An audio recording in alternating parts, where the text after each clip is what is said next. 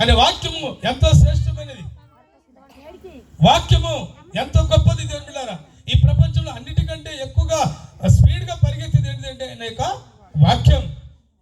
ఇశ్రాయేలు ప్రజలు ఐగుప్తు దేశంలో ఉన్నారు, భయంకరమైన దాసత్వంలో ఉన్నారు, భయంకరమైన కష్టంలో ఉన్నారు, భయంకరమైన ఒక శ్రమలలో ఉన్నారు. దేవుని బిడ్డలారా, వాళ్ళు అలాంటి శ్రమలలో ఉండి దేవునికి ఏం చేశారంట?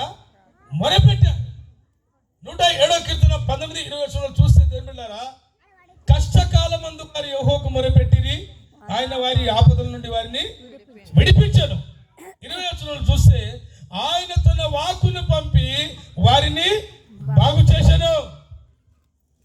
ఆయన మాట మన కుటుంబానికి పరిగెత్తుంది, ఆయన మాట మన హృదయంలోనికి వస్తుంది, ఆయన మాట మన గ్రామంలోనికి వస్తుంది, ఆయన మాట మన జీవితంలోనికి వస్తుంది. దేవుని బిడ్డలారా, ఆయన వాక్కుని పంపించాడు.